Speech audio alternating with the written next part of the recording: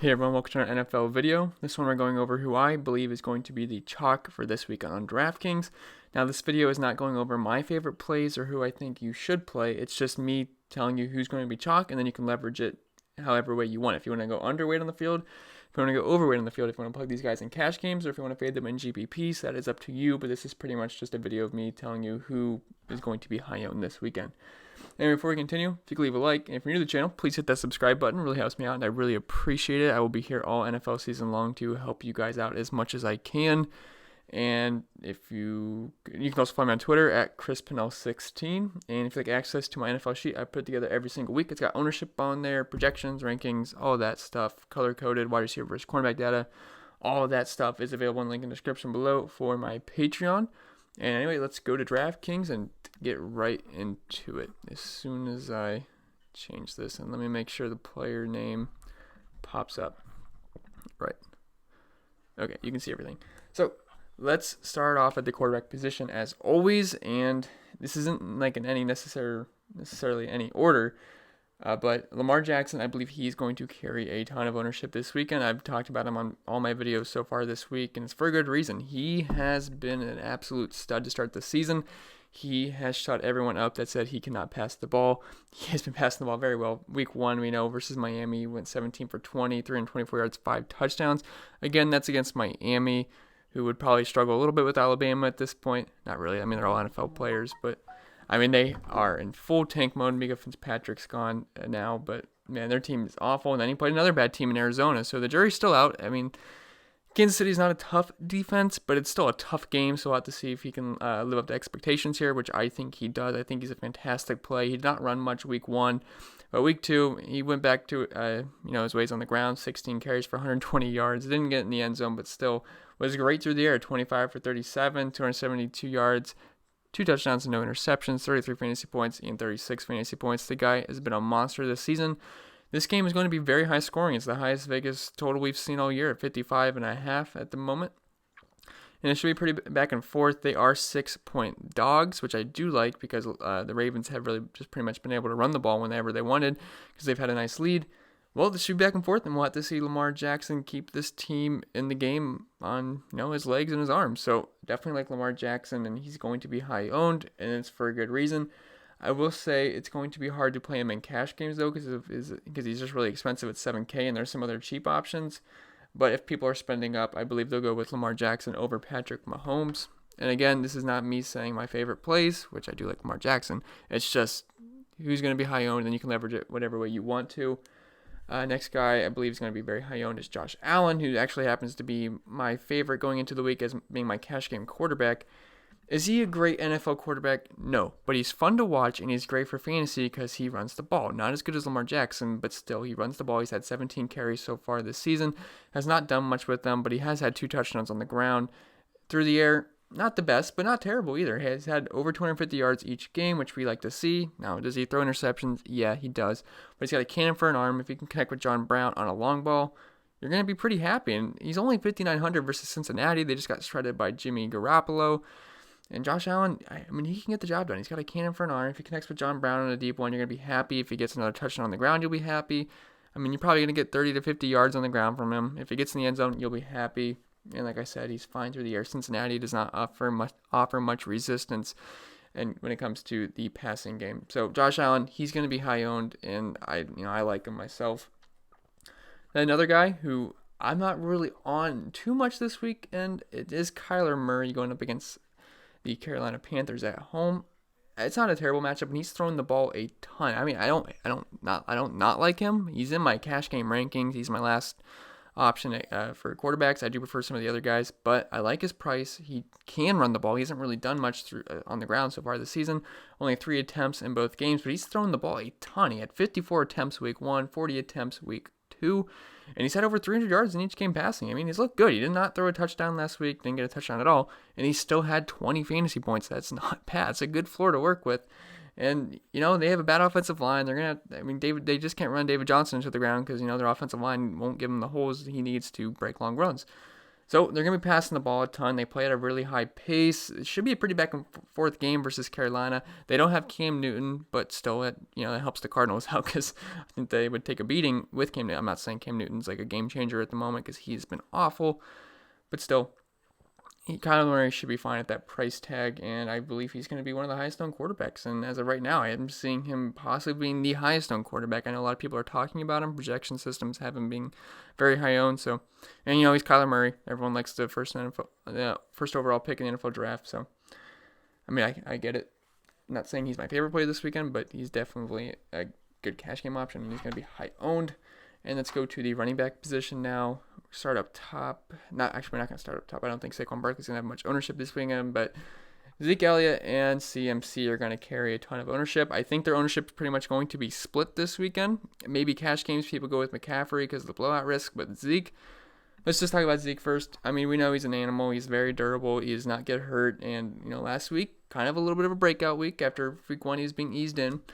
Week 2 kind of was given the reins here, had 23 attempts for 111 yards, did get a touchdown, did not do much through the air, didn't really need to. But now we get to play Miami.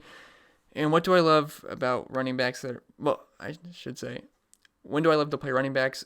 It's when that don't really catch the ball much. It's when they are huge home favorites, and they are, I think, 22.5 point favorites at the moment.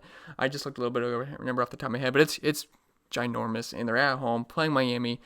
Their team is absolutely awful. This is most likely the worst NFL team we will ever see. They're in full tank mode. There is no one on that defense that's any good at all besides Xavier Howard. So Zeke should smash here, and I don't think he's going to play the fourth quarter, maybe even late third quarter, but I mean, if he doesn't, that means he probably had over 100 yards and 2 touchdowns.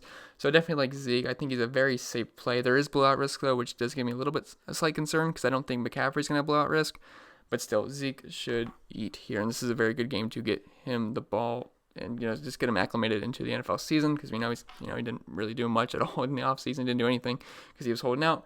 So this would be a good game to get him going. Then CMC versus Arizona. Arizona has a terrible defense, especially on the ground. Last season, they were giving up the most yards per game, most touchdowns per game, nearly the most points per game. And McCaffrey is a bell cow. He is literally on the field every single play. Cam Newton is out. Maybe that's a good thing. I don't really think it's going to affect McCaffrey much. They're going to get him the ball if they want to win games. That's what they're going to have to do. He's coming off a very bad game in week 2 versus Tampa. Only 16 carries for only 37 yards, only had 2 receptions. That's not like CMC. He did have 6 targets, but still, Cam was not accurate, and I think he should bounce back here versus Arizona. They don't offer much resistance on the ground game or through the air either. So McCaffrey should smash. I don't think we're going to see 45 points again, but I think anywhere from 20 to 30 is definitely almost a lock. One of the safest plays every single week. I mean, week 1 versus Los Angeles Rams, he had 19 carries for 128 yards, 10 catches, 81 yards. That's what you expect from Christian McCaffrey.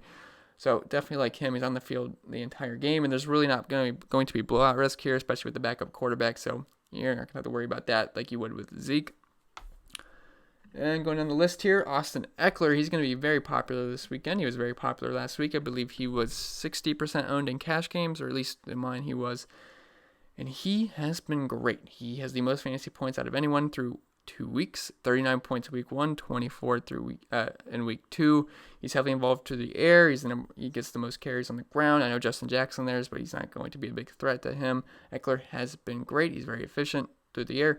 And he scores touchdowns. And he would have had another one, but if he fumbled on the 1 yard line, he was like an inch away, extended the ball, didn't get it. So do like Austin Eckler myself, and he's going to be very popular for good reason. He offers you a discount off the big dogs like McCaffrey and Zeke, and honestly, don't even hate if you want to go with like Eckler and Dalvin Cook to save the salary, which I think is a very viable option. And then the cheap guy, because we can't just spend up at every single running back position, so everyone else is going to see that as well. They're going to probably flock to Marlon Mack, who I now see as a questionable tag. He was a non-participant in Wednesday's practice, but a lot of people don't practice on Wednesday, so I believe he should be fine. He was carrying a walking boot as opposed to wearing it, so that is good. He told reporters that he would be fine. So let's just assume he plays, and he's only 5,800 going up against the Atlanta Falcons, which we know are awful versus running backs. Last season, that's all we did was play running backs versus Atlanta, and it tends to work out. They gave up nearly the most points per game. They're like almost last in DVOA. They're terrible versus pass-catching running backs. Now, he's not really a pass-catching running back, but still, he's going to see 20-plus touches. He's had that in both weeks to start the season, 25 attempts week 1, nothing through the air. But week 2, we ended up having 20 attempts, 3 targets, 2 receptions. So if you're going to give me 20-plus touches at 5,800 versus Atlanta and you have talent, you can sign me up for that all day. So Marlon Mack definitely makes a lot of sense for being high-owned this weekend. I don't know if you guys can hear that, but my dog's barking upstairs. Hopefully you can't hear that. And then at wide receiver position, I think Devontae Adams might have some ownership, but I don't think he's going to be that high owned. The first guy I want to talk about is Keenan Allen, who also has a questionable tag, but he's going to play. And I love him this week. I told you guys earlier in the week I wouldn't be surprised if when I ran my projections that he was the number 1 receiver in terms of projections, and he was. He actually edged out, I believe it was Julio.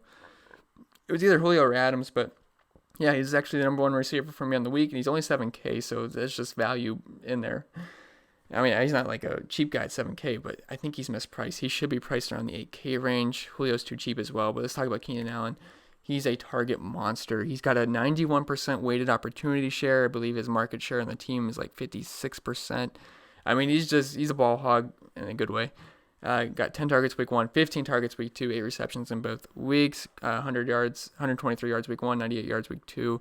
Had 1 touchdown week 1. I mean, he's pretty much a lock for me this week. I'd love to get him in cash games. I know it's hard to afford high-end wide receivers on this slate because you want to fit in the high-end running backs. But if you're going to spend up for a wide receiver, Keenan Allen is my guy this week. I absolutely love him. Number 1 wide receiver on the entire slate for me. And he's going to be everyone else's pretty much because I think he's going to carry a ton of ownership. And then the second highest owned guy, I guess it's not really in order, but I think Nelson Aguilar is going to carry a ton of ownership. He is a nice salary relief option. I do like Devin Smith, but he's more of a GBP option. Is Aguilar 3,400? He's at 3,700. He's 3,600. So do like Nelson Aguilar, but everyone else does too. He's going to carry a ton of ownership. Week 2, all the injuries. Alshon Jeffrey's banged up. I know Goddard's banged up, but he should be okay. Deshaun Jackson's out. And, he's the next guy up. Him and J.J. Arcega-Whiteside. And then he had 11 targets week 2, 8 receptions on over 100 yards. Did catch a touchdown. Could have had 2 touchdowns, but the guy has stone hands, so could have won the Eagles the game. Had 27 fantasy points. I mean, he's just so cheap. Carson Wentz is a good quarterback, and they're lacking options. So Nelson Aguilar is going to get the work. And, last season when there was injuries, I believe it was Alshon Jeffrey, Nelson Aguilar was fine for fantasy. So, I mean, he's capable of putting up fantasy points. And at 3,600, you're going to have to take this salary relief, and he allows you to spend up at other positions. So, Nelson Aguilar makes a ton of sense for being chalked this week. John Brown, who is 5,500, going up against Cincinnati Bengals. Everyone loves Josh Allen, so they have to like his number 1 target. So, that's going to make him carry some ownership. Week 1, he had 28 points on 10 targets, 7 catches, 123 yards, and a tutty. Week 2, 8 targets, 7 receptions, 72 yards. Didn't get a touchdown, but still, he's a deep threat guy. Josh Allen throws the deep ball. I mean, they make perfect sense together. It's a great correlation play in GPPs, and honestly, it makes sense in cash too. So definitely like John Brown, and a lot of people do as well. And then Emmanuel Sanders, I talked about him in my core plays video, in my first thoughts video, and ownership has him being pretty high owned, but it makes a ton of sense. I know it's versus a hard or improved Green Bay defense, but he sees way too much volume, and he has too much talent to be priced at 4,800. He's the number one wide receiver for Joe Flacco, which I know is never exciting. But still, he's too cheap here. He's 5,500 week 1, scored 19 points. Week 2, scored 28 points versus Chicago, who we know has an elite defense. So I don't think he has a problem here versus Green Bay. He saw 13 targets last week, 11 catches. He has not broken 100 yards, but he's a PPR guy.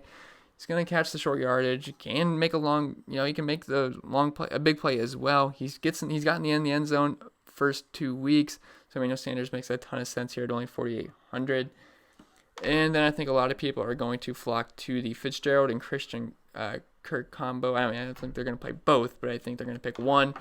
And they've both been very solid this season with Kyler Murray. And people like Kyler Murray, they're going to want to play his weapons too. And Fitzgerald, he's been very solid this season. He's turning back the clock. Scored 28 points week 1, 18 points week 2. He's had a ton of targets, 24 targets if I'm doing my math right. so far through 2 weeks. Broke 100 yards both games, scored a touchdown week 1. He's being used down the field. He hasn't been used like that in a while, and he's good at it. So I'm glad they're doing it. And they play at a high pace. He makes a ton of sense. I actually think he's one of the safest plays at wide receiver this weekend. And yeah, I like him a lot. A lot of people are going to play him, and I think it makes a ton of sense. And Christian Kirk, he's more of the big upside guy, but Fitzgerald's had big upside as well, but he's the younger guy. He broke 100 yards last weekend. He's a deep play threat. Week 1 wasn't too enticing, but week 2 versus Baltimore, 8 targets, 6 receptions, 114 yards. Got tackled near the end zone. Could have had an even bigger day, but 20 points. Not going to be complaining about that if he can replicate that again.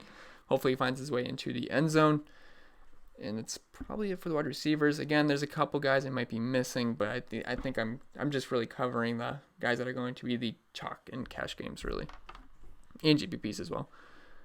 And at tight end position, we have Mark Andrews at 4,600. He's going to carry some ownership, and he also has a questionable tag, but a lot of people do not practice on Wednesday, so I really don't have any concerns here. And he has been balling out to start this season. He has 27 points and 28 points through 2 weeks, 8 and 9 targets, and 8 receptions in both games, broke 100 yards, and has scored a touchdown. Everyone loves Lamar Jackson. I like Lamar Jackson. I love the Ravens offense. I just love stacking this game up. A lot of people are going to be doing that. Mark Andrews is still cheap enough, and he's, one of the top targets for Lamar Jackson, and he is going to be involved. Kansas City struggles versus the tight end position they had last year, and they've done it again this year. So Mark Andrews should be in for another big day. Am I expecting another 20, 30-point game? Maybe not, but if he does, it wouldn't surprise me, and he's got the upside for it. So definitely like Mark Andrews, and he's going to be the highest owned tight end this weekend. Evan Ingram makes a nice case for being the second highest owned guy. I know Danny Dimes is in. No more Eli. We'll have to see how that works. But it's an upgrade at quarterback. I know Eli Manning likes throwing to Evan Ingram. But, he's just not a very good quarterback. Daniel Jones should be better. They should move the ball downfield better, and that means more scoring opportunities.